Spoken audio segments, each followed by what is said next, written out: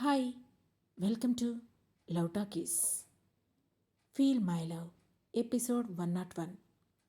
రుద్ర దగ్గర ఉన్న శ్వేత ఉదయమే ఎవరో కాలింగ్ బెల్ కొడుతున్నట్లు అనిపించడంతో వెళ్ళి తలుపు తీసింది. అంతే, ఎదురుగా కనిపించిన మాలతి కవితను చూసి అలాగే షాక్తో బిగుసుకుపోయింది శ్వేత. ఆమెను చూసి కవిత మాలతి కూడా కళ్ళు పెద్దవి చేసి చూస్తూ అలాగే నిలబడిపోయారు. వాళ్ళ కళ్ళ నుండి అప్రయత్నంగానే కన్నీళ్లు జలజల రాలుతున్నాయి. అప్పుడే రుద్ర వాళ్ళను అలాగే చూస్తూ, ఏంటి, వాళ్ళని అలాగే బయట ఉంచుతావా, లేదంటే ఇంట్లోకి రానిస్తావా అని గట్టిగా అడిగాడు. దాంతో వెంటనే పక్కకు తప్పుకుంది శ్వేత. ఆమెను చూస్తూనే లోపలికి వచ్చారు మాలతి కవిత. ప్రయాణం బాగా జరిగిందా ఆంటీ, ఏదైనా ఇబ్బంది అయిందా అని అడిగాడు రుద్ర. ఆ ప్రశ్నను పట్టించుకోకుండా మాలతి శ్వేతనే చూస్తోంది. ఏమీ మాట్లాడలేదు. కానీ కవిత మాట్లాడుతూ, బాగానే జరిగింది రుద్ర. అక్కడ మిమ్మల్ని మీ పర్సనల్ సెక్రటరీ ఫ్లైట్ ఎక్కించారు. ఇక్కడికి వచ్చాక ఎవరో జాన్ అంట, తాను పికప్ చేసుకొని ఇక్కడ తీసుకొచ్చి డ్రాప్ చేశారు అని చెప్పింది. ఆ మాటతో, ఓకే ఆంటీ, ముందు వెళ్ళి ఫ్రెష్ అయ్యండి అని అన్నాడు రుద్ర. మాలతి మాత్రం శ్వేత వైపే అలాగే చూస్తోంది. ఆమెకు పోగొట్టుకున్న వజ్రం మీద దొరికినంత సంబరంగా ఉంది. ఆమె చూపు గట్టిగా తగులుతుంటే వణికిపోతోంది శ్వేత. అది గమనించిన రుద్ర, ఏంటండి ఆవిడ వైపు అలా చూస్తున్నారు? ఆవిడేమీ మన సహస్ర కాదు, తన పేరు శ్వేత, వైఫ్ ఆఫ్ వరుణ్. మీరు మరీ ఆవిడ మీద అంత ఎమోషన్ పెంచుకోకండి, వెళ్ళి ఫ్రెష్ అయ్యండి అని అన్నాడు రుద్ర. ఆ మాటతో, అవునా అమ్మా, నువ్వు మా సహస్ర కాదా, నీ పేరు శ్వేతానా అని మెల్లగా మాటలు కూడతీసుకుంటూ అడిగింది మాలతి. అంతే, ఆ ఒక్క మాటతో ఒక్కసారిగా తల్లి దగ్గరకు పరిగెత్తుకుంటూ వెళ్ళి మెడ చుట్టూ చేతులు వేసి గట్టిగా ఏడ్చేసింది శ్వేత, అలియాస్ సహస్ర. హ్యాండ్స్ ఫోల్డ్ చేసుకుని వాళ్లనే చూస్తూ నుంచున్నాడు రుద్ర. చాలాసేపు తల్లిని పట్టుకొని బోరు బోరున ఏడ్చింది సహస్ర. మాలతి కూడా ఆమెను పట్టుకొని ఏడుస్తుంటే పక్కనే ఉన్న కవిత కళ్ళు తుడుచుకుంది. అప్రయత్నంగా రుద్ర కళ్ళలో కూడా నీటి చెమ్మ చేరింది. కాసేపు అందరూ ఎమోషనల్ అయ్యారు. ఇంతలో నిద్రలో నుండి లేచి బయటికి వచ్చి డోర్ దగ్గర నుంచొని హాల్లో ఉన్న కొత్త వాళ్ళని చూస్తూ కనిపించింది దియా. తనని గమనించిన మాలతి కూతురుని వదిలి పాప వైపు చూసింది. పాప చూడడానికి అచ్చం సహస్రలాగే అనిపించడంతో సహస్ర వైపు చూసి, నీ కూతురా అని నెమ్మదిగా అడిగింది. అవునని కళ్ళలో నీళ్లతోనే నవ్వుతూ తల ఊపింది సహస్ర. దాంతో 2 చేతులు చాచింది మాలతి. అప్పుడు దియా సహస్ర వైపు కాకుండా రుద్రవైపు చూసింది. అది గమనించిన సహస్ర ఉడుక్కుంటూ దియా వైపు చూడగా రుద్ర మాత్రం వెళ్ళు అన్నట్లు కళ్ళతోనే సైగ చేశాడు. దాంతో పరిగెత్తుకుంటూ మాలతి దగ్గరికి వెళ్ళింది దియా. పాపని ఎత్తుకున్న మాలతి చంపపై ముద్దు పెట్టి, నువ్వు నా మనవరాలివా అని అడిగింది. నో, ఐఎమ్ దియా అని ముద్దు ముద్దుగా అంది దియా పాప. దాంతో చిన్నగా నవ్వి పాప తలకి తన తలను ఢీకొట్టింది మాలతి. సహస్ర కవిత దగ్గరికి వెళ్ళి ఆమె చేతులు పట్టుకొని, ఎలా ఉన్నారంటీ అని కళ్ళ నిండుగా నీళ్లతో అడిగింది. ఏదో ఉన్నాం సహస్ర, ఎప్పటికైనా నువ్వు తిరిగొస్తావని మీ అమ్మకి తోడుగా నేను, నాకు తోడుగా మీ అమ్మ, మా ఇద్దరికీ తోడుగా రుద్ర, ఇలాగే ఉన్నాం అని కాస్త నిష్ఠూరంగా అంది కవిత. ఆ మాటతో రుద్ర వైపు చూసింది సహస్ర. రుద్ర కళ్ళలో కోపం మాత్రం స్పష్టంగా కనిపిస్తూనే ఉంది. ఆ కోపాన్ని చూసి దడుచుకున్న సహస్ర వెంటనే కవితను కూడా హక్ చేసుకుని, ఆంటీ, వెళ్ళి ఫ్రెష్ అయ్యవండి, నేను మీకోసం ఏదైనా టిఫిన్ ప్రిపేర్ చేస్తాను అని తాను ఉన్న రూమ్ చూపించింది. దాంతో కవిత లగేజ్తో సహా ఆ రూమ్లోకి వెళ్ళింది. అప్పుడే మొబైల్ తీసుకొని సోఫాలో సెటిల్ అయ్యాడు రుద్ర. సహస్ర, మాలతి, దియా పక్కనే ఉన్న మరో బెడ్రూమ్లో సెటిల్ అయ్యారు. సహస్ర తన తల్లి ఒడిలో తలపెట్టుకొని కళ్ళు మూసుకుంది. ఆమె కళ్ళలో నుండి ఆగకుండా కన్నీళ్లు వస్తూనే ఉన్నాయి. కూతురి తలని మురుతూ ఇన్ని రోజులు దూరమైన తన కూతురి స్పర్శని ఫీల్ అవుతూ దియాతో మాటలు కలుపుతూ ఉంది మాలతి. కవిత ఫ్రెష్ అయ్యొచ్చాక మాలతి కూడా ఫ్రెష్ అవ్వడానికి వెళ్తుంటే దియా వెంటనే పరిగెత్తుకుంటూ రుద్ర దగ్గరికి వెళ్ళి అతని ఒడిలో చేరింది. పాపని చేతుల్లోకి తీసుకున్న రుద్ర, మనం ఫ్రెష్ అయ్యొద్దామా డియర్ అని అడిగాడు. ఓకే రుద్ర అని అంది పాప. ఇంతలో అక్కడికి వచ్చిన సహస్ర వాళ్ళిద్దరినీ చూసి కోపంగా పళ్ళు కొరుకుతూ, దియాకి ఇక్కడ క్లోత్స్ ఏం లేవు అని అంది. ఆ మాటతో సహస్ర వైపు ఒక లుక్ విసిరిన రుద్ర దియాని తీసుకొని బెడ్రూంలోకి వెళ్ళిపోయాడు. కాసేపటికి దియా, రుద్ర ఇద్దరూ ఫ్రెష్ అయి వచ్చారు. సరిగ్గా అప్పుడే కాలింగ్ బెల్ మోగింది. సహస్ర వెళ్ళి డోర్ తీయగానే ఇద్దరు డెలివరీ బాయ్స్ పార్సిల్ బాక్సులు తీసుకొని లోపలికి వచ్చారు. వాటన్నింటినీ లోపల పెట్టించింది సహస్ర. అప్పుడే దియా ఫ్రెష్ అయ్యి టవల్తో బయటికి రావడంతో ఆమె వెనకే క్యాజువల్ డ్రెస్లో బయటికి వచ్చిన రుద్ర అక్కడున్న పార్సిల్లో నుంచి ఒక పార్సిల్ తీసి అందులో ఉన్న దియా బట్టలను తీసి ఆమెకు వేశాడు. ఇంతలో కవిత కూడా బయటికి రాగానే, కవిత ఆంటీ, ఇవన్నీ ఇంట్లోకి కావాల్సిన గ్రోసరీస్. నేను ఇక్కడికి వచ్చి 3 డేసే అయింది. విశిష్టకి కూడా వంట రాదు. సో పెద్దగా ఏమీ కొనలేదు. ఇప్పుడు అందరం ఉన్నాం కదా, అందుకే గ్రోసరీస్ తెప్పించాను.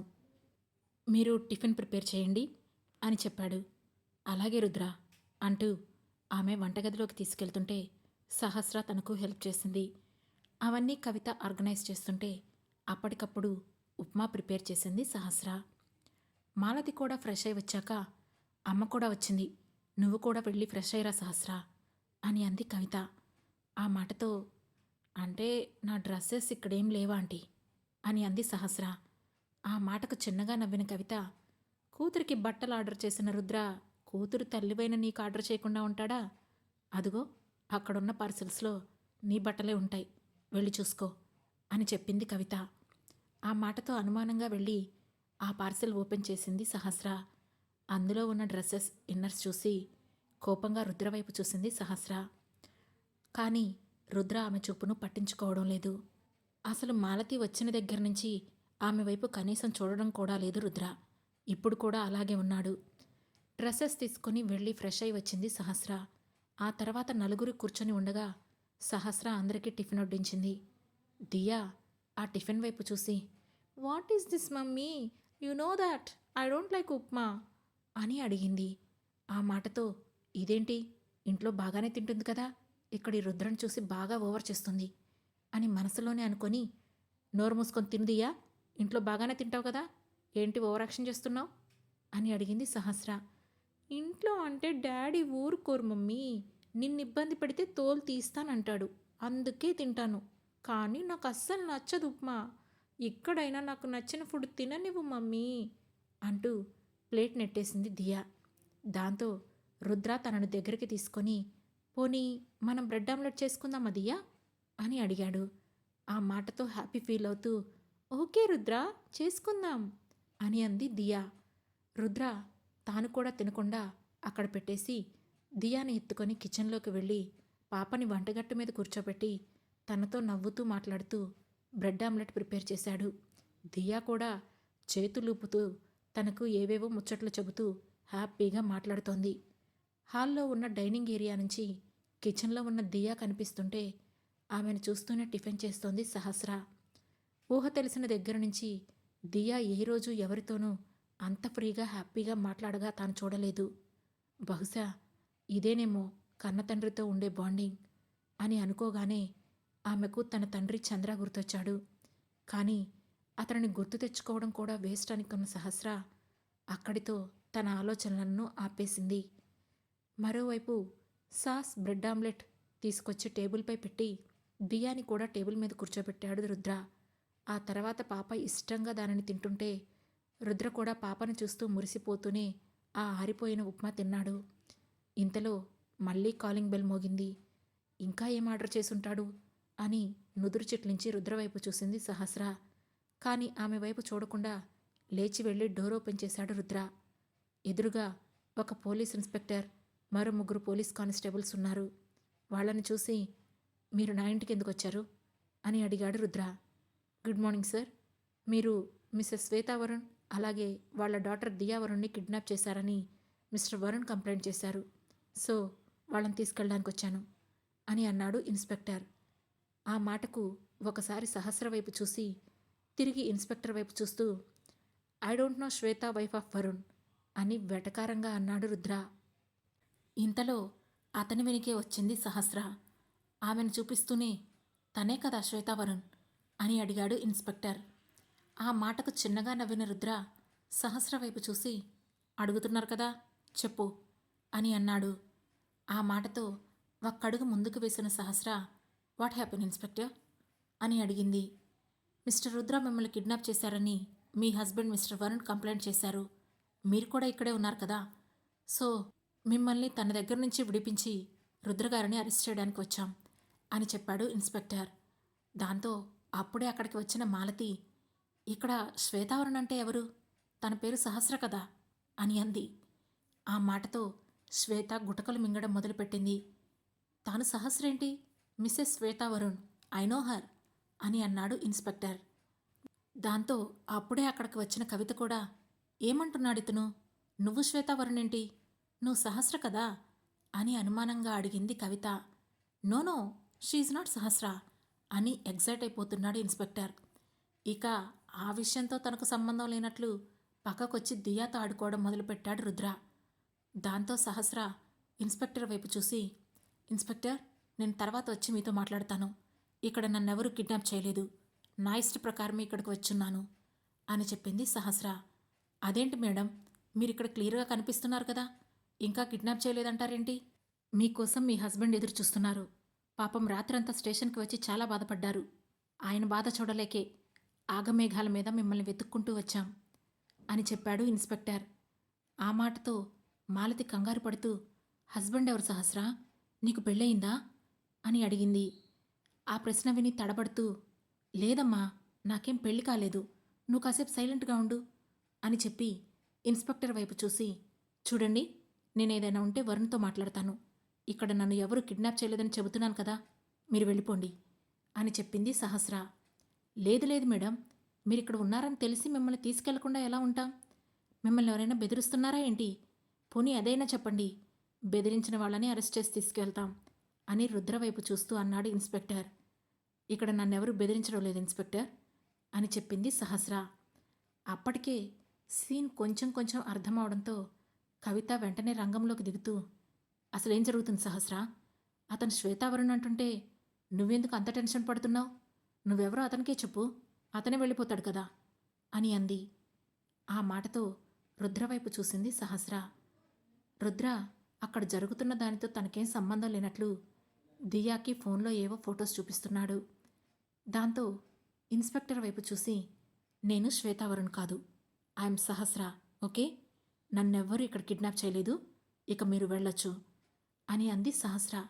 ఈవిడేంటి ఇలా మాట్లాడుతుంది, అక్కడ ఆ వరుణ్ గారేమో నా భార్యను కిడ్నాప్ చేశారంటున్నాడు అని ఒక క్షణం ఆలోచించిన ఇన్స్పెక్టర్ వెంటనే తెలివిగా, సరే, మీరు శ్వేతావరుణ్ అయితే నాకేంటి, సహస్ర అయితే నాకేంటి, మిస్టర్ రుద్ర తన వైఫ్ను కిడ్నాప్ చేశారని మిస్టర్ వరుణ్ కంప్లైంట్ చేశారు, సో నేనిప్పుడు రుద్ర గారిని అరెస్ట్ చేయాలి అని అన్నాడు.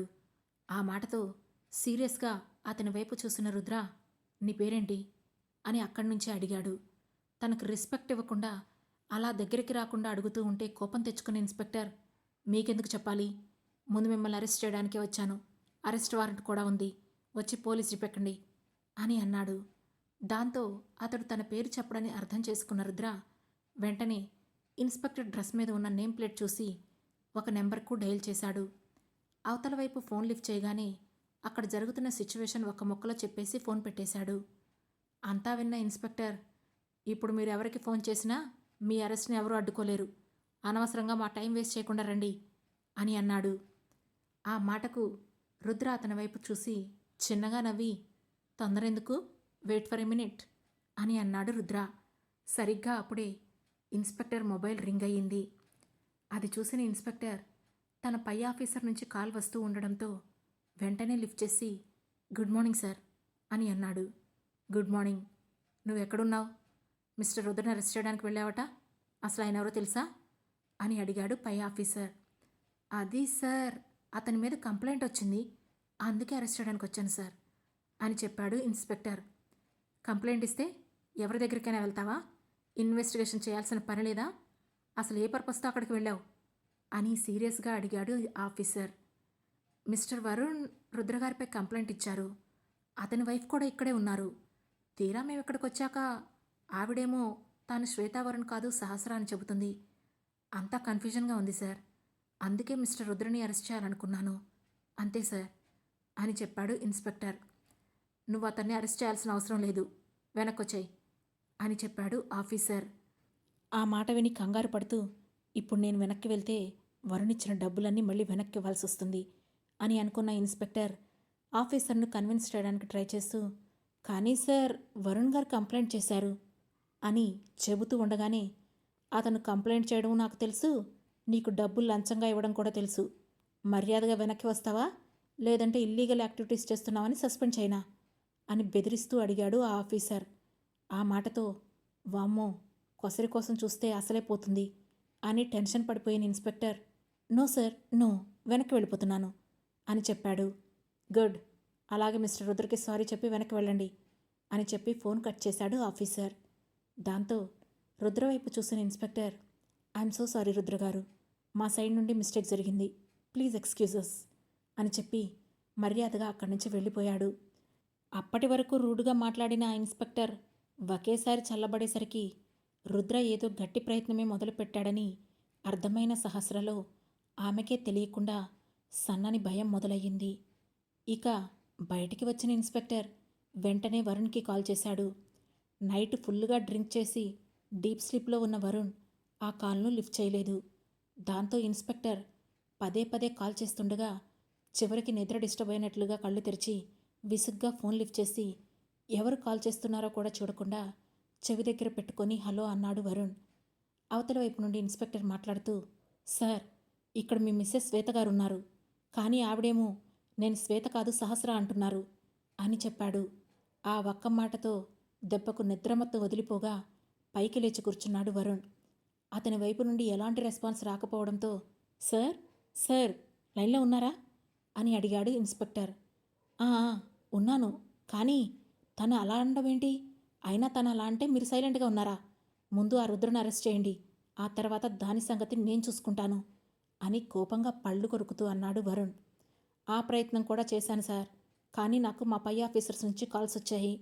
రుద్రకు సారీ చెప్పి బయటికి రావాల్సి వచ్చింది. ఇక ఈ కేసులో మేమేమీ చేయలేం సార్. కావాలంటే మీరిచ్చిన డబ్బు మీకు ఇచ్చేస్తాను, మీరే ఏదో ఒకటి తేల్చుకోండి అని చేతులెత్తేశాడు ఆ ఇన్స్పెక్టర్. దాంతో సరే, ముందు వాళ్ళు ఎక్కడున్నారో చెప్పు అని వెంటనే లేచి రెడీ అవుతూ అన్నాడు Varun. Okay sir, location share చేస్తున్నాను అని చెప్పి ఫోన్ పెట్టేసిన ఇన్స్పెక్టర్ రుద్ర వాళ్ళు ఉన్న లొకేషన్ను పంపించి అక్కడి నుంచి వెళ్ళిపోయాడు. దాంతో స్పీడ్గా రెడీ అయిన వరుణ్ ఆగమేఘాల మీద ఇన్స్పెక్టర్ పంపించిన లొకేషన్కి వెళ్ళాడు. అతను వెళ్ళేసరికే ఇంట్లో కవిత మాలతితో మాట్లాడుతూ కూర్చొని ఉంది సహస్ర. ఎందుకు ఇన్ని సంవత్సరాలు మాకు దూరంగా ఉన్నావు సహస్ర అని బాధగా అడుగుతోంది మాలతి. నువ్వు లేక మీ అమ్మ ఎంత బాధపడిందో తెలుసా? మమ్మల్ని వదిలి నీకెలా ఉండాలనిపించిందే అని అడిగింది కవిత. వాళ్ల ప్రశ్నలకు ఏం సమాధానం చెప్పాలో తెలియక సహస్ర మధ్య మధ్యలో రుద్రని చూస్తూ తలదించుకొని కూర్చొని ఉంది. మరో పక్కన దియా రుద్ర ఇద్దరూ మొబైల్ని టీవీకి కనెక్ట్ చేసుకొని వీడియో గేమ్ ఆడుతున్నారు. డోర్ లాక్ చేసి ఉండకపోవడంతో అదే సమయంలో ఒక్కసారిగా డోర్ తోసుకొని లోపలికి వచ్చిన వరుణ్కి అక్కడ సీన్ చూసి విపరీతమైన కోపం వచ్చింది. మాలతి కవిత మధ్యలో కూర్చొని ఉన్న సహస్రను చూడగానే అతను ఆవేశం పట్టలేక దబదబా ముందుకు దూసుకువచ్చి సహస్రను పైకి లేపి ఒక్కసారిగా లాగిపెట్టి ఆమె చెంపపై కొట్టాడు. ఆ దెబ్బకి సహస్ర మళ్ళీ సోఫాలో పడిపోయింది. ఆ తర్వాత ఏం జరగబోతుంది? ఆసక్తికరమైన ఈ కథ ఏ మలుపులు తీసుకుంటుంది తెలుసుకోవాలంటే వెంటనే మా లవ్ టాకీస్ ఛానల్ను సబ్స్క్రైబ్ చేసుకొని ఫీల్ మై లవ్లోని నెక్స్ట్ ఎపిసోడ్ను వినండి. మా ఈ కథ మీకు నచ్చినట్లయితే లైక్ చేసి షేర్ చేసి కామెంట్ చేసి అలాగే హై పాయింట్స్ కూడా ఇచ్చి మమ్మల్ని సపోర్ట్ చేయండి. Thank you.